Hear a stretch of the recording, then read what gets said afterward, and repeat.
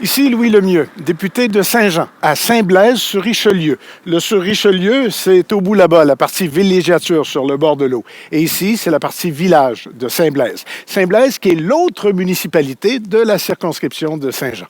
Ce que vous regardez en ce moment, c'est Studio Saint-Jean, la chaîne YouTube de votre député au service de la communauté, pour communiquer plus et communiquer mieux, avec vous et entre nous.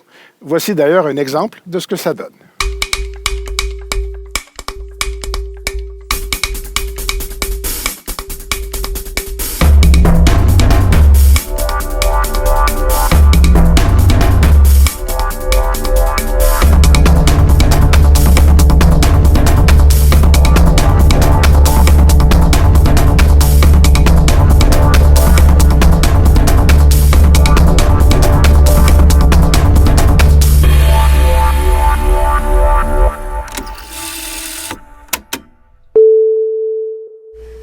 Il y a quelques jours à peine, la CDC, la Corporation de développement communautaire, a convoqué tous les élus du territoire avec la plupart de ses membres pour placoter. Et cette année, la formule, c'était que les élus se promenaient de table en table pour répondre aux questions et parler avec ceux qui étaient assis à la table. Quand je suis arrivé à la table sur la santé mentale, j'ai fait « Oh, wow, il y a beaucoup de monde ici ». Il y avait entre autres la maison Le Point commun. Nicole Dugas est la directrice clinique du Point commun. Bonjour. Bonjour. Et on s'était dit, ça serait tant mieux si tout le monde était assis à table pour entendre et comprendre ce dont on parlait. Donc, avec vous, on va faire le tour de la discussion de ce que c'est que le Point commun et de ce qu'ils font, et pourquoi les élus sont allés rencontrer tout ce monde-là, et vous aussi, parce que les gens du Point commun étaient assis à table. Commençons par le commencement. Point commun, à part que d'être voisin du bureau de comté, c'est-à-dire en face de la rue, vous faites quoi dans la vie, vous autres? On est essentiellement un organisme communautaire qui fait du soutien pour des personnes qui ont des problèmes de santé mentale, du soutien dans la communauté. La différence avec les services de soins de santé mentale à l'hôpital, ce serait quoi, par exemple? C'est qu'on se déplace. La personne a de la difficulté à aller chercher des services. Donc, c'est l'intervenant du Point commun qui se déplace à domicile ou dans tous les lieux que la personne a besoin de nos services. Et l'intervenant, c'est un ou une personne formée. Travailleur social, La plupart de nos intervenants sont formés en technique de travail social. Il y a quand même quelqu'un qui est formé en travail social, un bachelier, en psychoéducation, c'est ça. Puis, alors, il y a nécessairement une formation sur mesure qu'ils doivent avoir aussi. Oui. Et j'allais dire les clients, c'est pas des clients. Oui, c'est des clients. Les gens avec qui vous travaillez, ils sont, si j'ai bien compris, la première chose à faire, c'est de vous appeler. C'est-à-dire que vous ouvrez pas le cabinet à tout le monde qui rentre un après l'autre, prenez pas de rendez-vous. Il faut vous appeler pour établir une relation avec vous. Votre mandat, parce que vous faites partie des organismes financés du communautaire, votre mandat, c'est de répondre à ceux qui ont besoin de votre aide et qui viennent cogner à votre porte. Ou qui vous appellent. Oui. Dans quelle sorte de palette de besoins? Parce qu'il y en a, par exemple, qui sont limités aux aidants et pas nécessairement aux personnes qui ont des problèmes. Il y en a d'autres, c'est juste les personnes qui ont des problèmes, pas les aidants. Et il y a toutes sortes de catégories que j'ai compris comme ça. Vous, c'est quoi? Oui, nous, c'est essentiellement les personnes qui ont besoin d'aide. Toute santé mentale confondue? Toute santé mentale confondue. Il faut avoir un problème sévère de santé mentale, pas quelque chose qui arrive de façon situationnelle. Une dépression suite à une rupture, c'est pas là qu'on va nous soutenir. Ça, c'est le rôle du CLSC. Nous, on soutient quand la personne, ça fait plusieurs années qu'elle vit avec une dépression, ou bien a un diagnostic de schizophrénie, ou bien a un diagnostic de maniaco-dépression, puis ça handicape sa vie au complet. Autant dans son milieu familial, son milieu de vie, autant dans ses relations interpersonnelles, dans ses activités. Fait qu'on la soutient dans toutes ses sphères de vie. Si le système de santé et de services sociaux au Québec vous finance en partie par les programmes, c'est parce que vous êtes nécessaire à l'équilibre du système. À l'hôpital, il y a des soins psychiatriques, il y a des gens qui ont probablement été déjà vus à l'hôpital qui finissent par arriver chez vous parce qu'ils ont besoin de suivi, mais ils sont pas en crise ou ils sont pas dans un moment d'urgence. Je sais pas, là, on parlera pas d'une personne en particulier, mais en général, vous faites partie du système de santé, mais Oui. dans la dimension communautaire, 1 à 1 avec le monde. Oui. On a des liens quotidiens presque avec les équipes traitantes. Les intervenants de chez nous téléphonent régulièrement à chaque semaine, les psychiatres, font les rencontres avec les psychiatres parce qu'on est leurs yeux dans la communauté aussi. On accompagne les gens chez le médecin, chez le psychiatre, à l'épicerie, tous les lieux où est-ce que la personne peut vivre des problèmes puis être vraiment pas à l'aise à transiger avec tout ça, là. Ça fait du bien à entendre, mais en même temps, c'est un mandat extrêmement lourd. Oui. ça fait du bien à entendre de savoir que quelqu'un le fait, là, quand même. Oui, mais très valorisant. Parce que, bon, on va se le dire, c'est encore tabou, la santé mentale. J'allais dire de moins en moins, pas de moins en moins, mais on en parle de plus en plus. Oui. Donc, à quelque part, On j'espère en qu'il y a un parle de équilibre. plus en plus. C'est ça. Il y a un peu moins de tabou, mais il y en a encore beaucoup. Et on en parle de plus en plus. C'est un peu comme quelqu'un m'avait expliqué un jour que c'est normal qu'il y ait 2 fois plus de signalements à la DPJ parce que on a fait énormément de publicité et d'appels au signalement. Forcément, il y en rentre. La santé mentale, c'est un petit peu la même chose. À partir du moment où on en parle de plus en plus, que c'est un petit peu moins tabou, on se manifeste davantage, j'imagine. Oui, mais dans ma tête à moi, avec l'expérience que j'ai, c'est ça sera jamais terminé. C'est triste, ça sera jamais terminé. La détresse humaine est éternelle. C'est pour ça qu'il faut être là pour soutenir nos proches, nos compatriotes.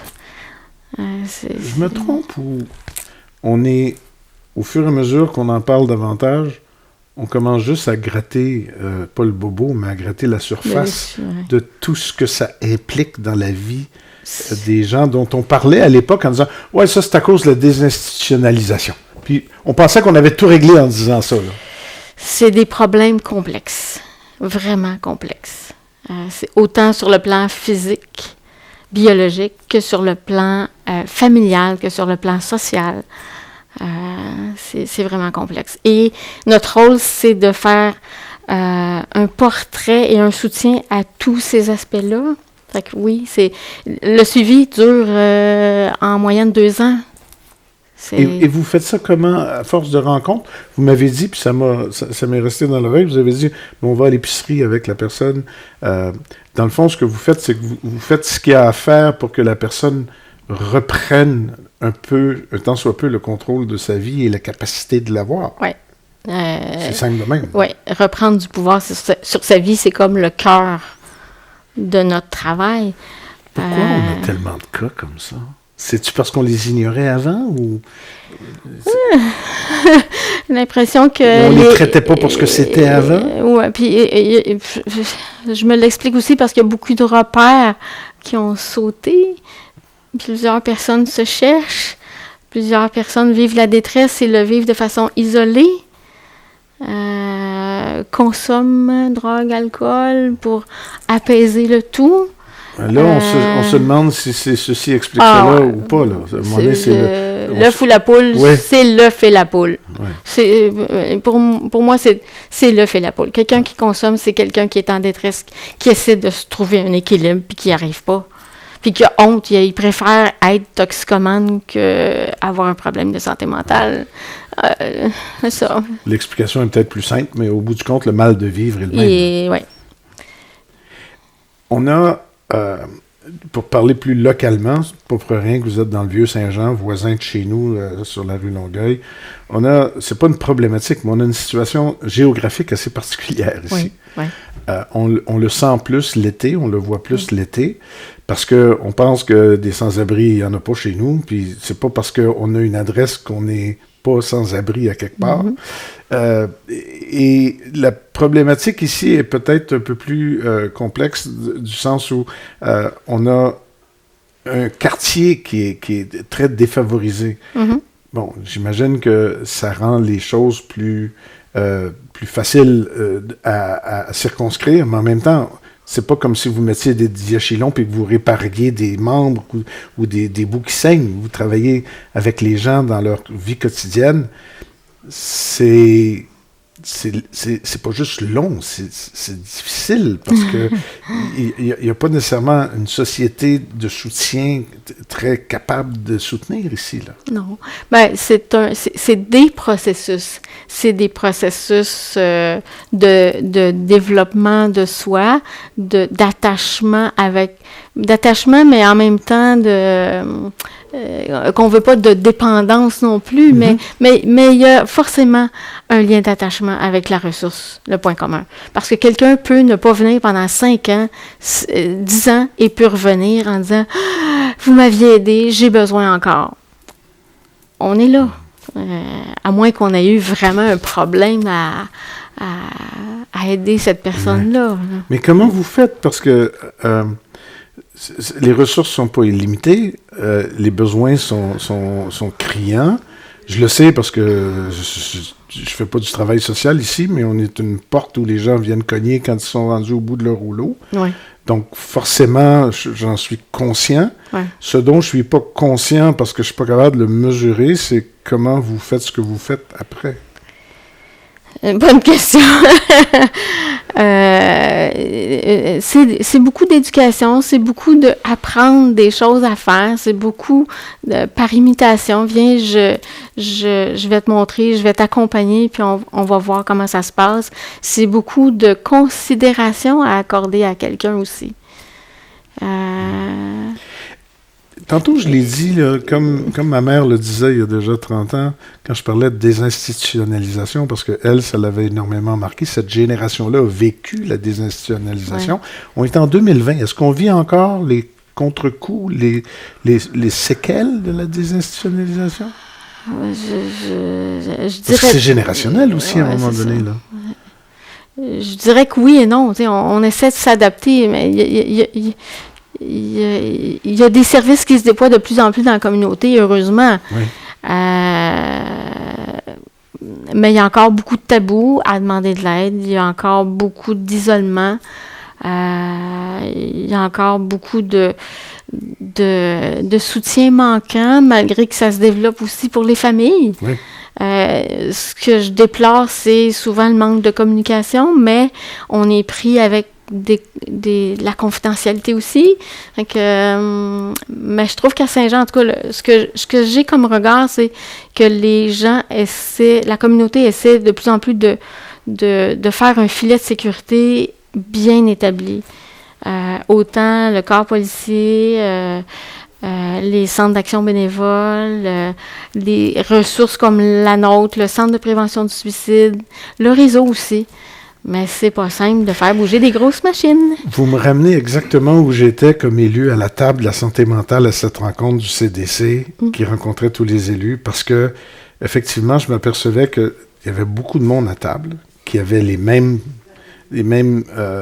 questions, les mêmes attentes, les mêmes besoins, mais qui travaillaient tous sur la même problématique. Puis je le disais parce que ça m'a frappé.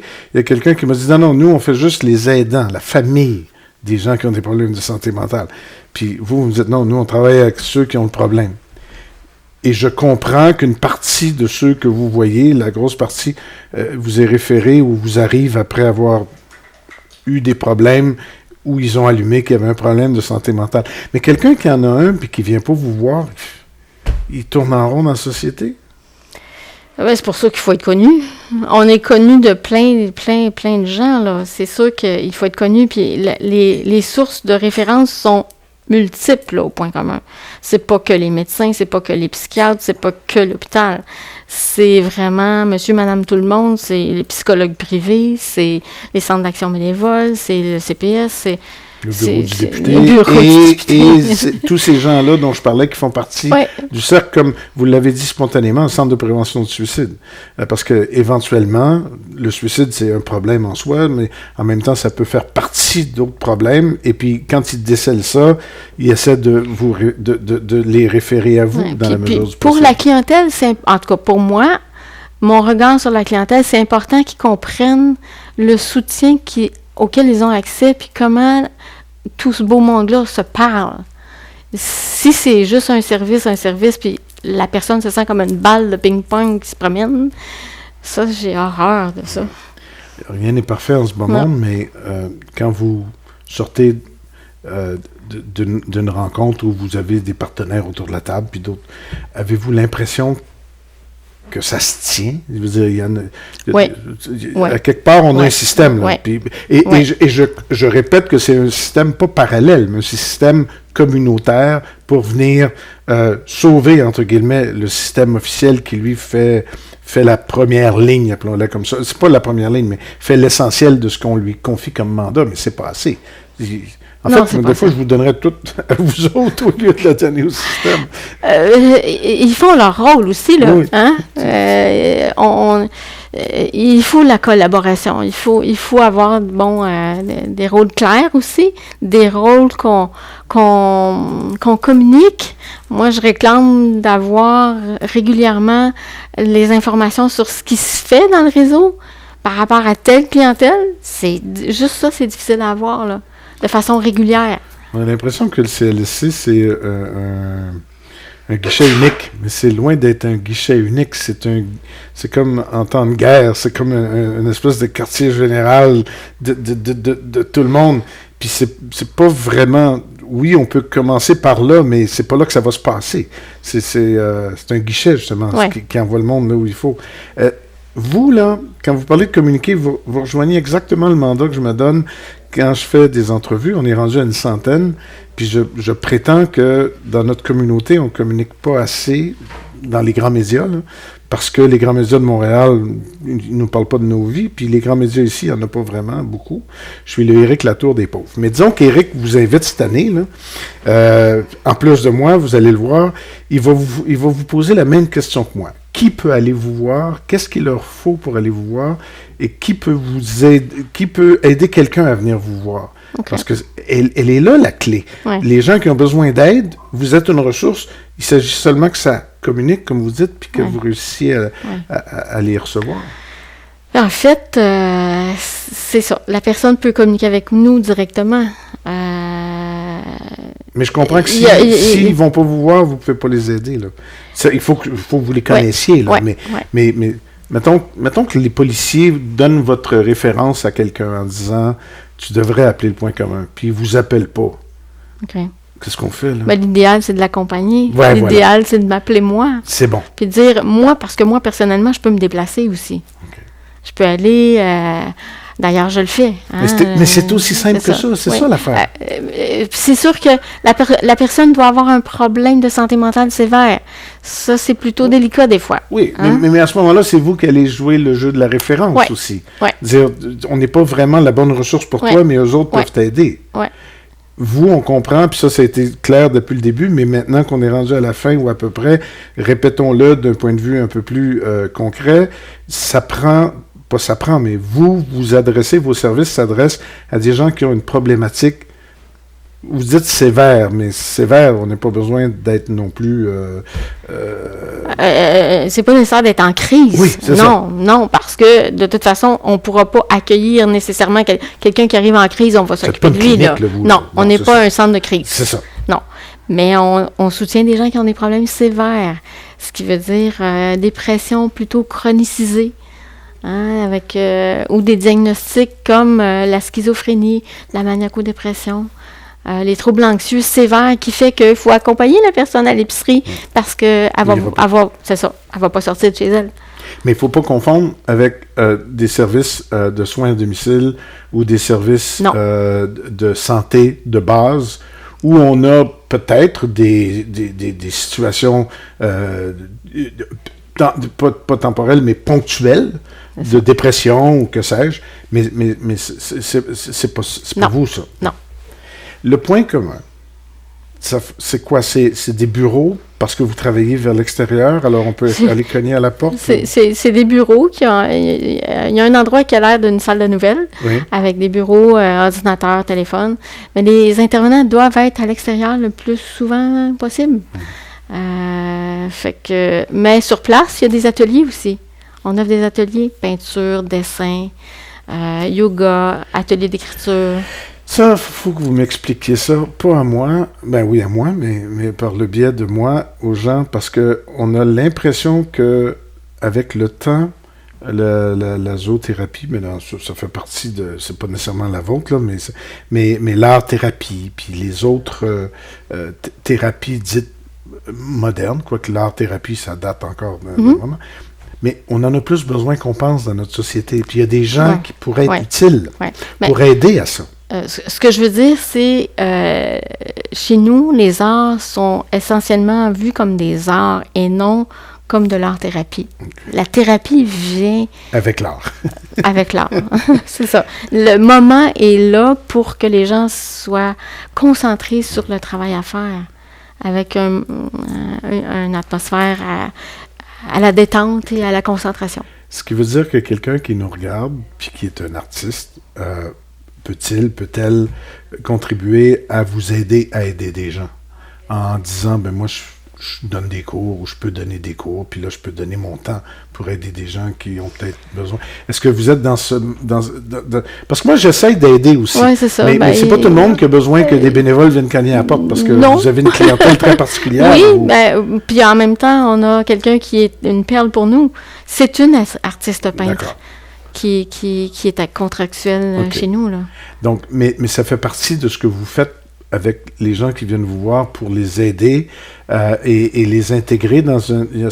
J'imagine qu'un début de l'exercice aussi, c'est de les intégrer pas dans une routine, mais dans un... Mais dans un plaisir, dans un... retrouver des moyens, être dans un état positif pour autre chose, sortir de ma tête, ne pas penser qu'à mes problèmes de santé mentale, voir que je suis capable de réussir quelque chose, être avec d'autres, socialiser un peu dans un mini-groupe.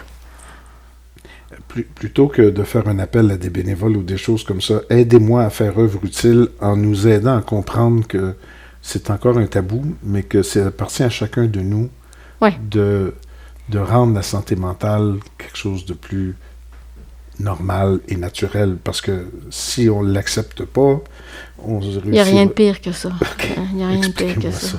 Mais quelqu'un qui résiste, quelqu'un qui ne reconnaît pas son état, ou quelqu'un qui est vu comme avec un regard plein de préjugés, c'est pas aidant non plus, c'est sûr. Ce qui fait que... Mais aller chercher de l'aide aussi, pas rester seul, isolé et en manque de moyens face à quelqu'un qu'on voit souffrir, c'est difficile, là. Et ce que je comprends au terme de notre conversation, et c'était la raison pour laquelle je vous ai invité, c'est qu'il y en a de l'aide. C'est peut-être pas la place pour mon problème, mais vous êtes là pour ceux qui ont tel type de problème et d'autres sont là. Et tout ce qu'on vient de dire au sujet de ceux qui vivent avec un problème de santé mentale, il y a un organisme, pas parallèle, mais il y a un organisme dans le bouquet de services communautaires qui s'occupe des personnes aidantes et des personnes qui vivent, les familles et les proches de ces personnes qui vivent avec la santé mentale pour être capable de les aider par rapport à leurs besoins qui ont pas grand-chose à voir avec les besoins de la personne qui est malade. Mais non, mais il y en a aussi, parce que des fois, il y a des parents qui m'appellent avec plein de détresse, là. Oui. Et je prends le temps de leur parler, mais je prends le temps de leur dire, je connais l'éclusier. Appelez-les. Si vous avez besoin encore, vous pouvez me rappeler, mais c'est la ressource pour les proches. Et l'éclusier fait partie de notre liste d'invités très bientôt. En attendant, merci beaucoup d'être passé nous voir. Ça fait plaisir.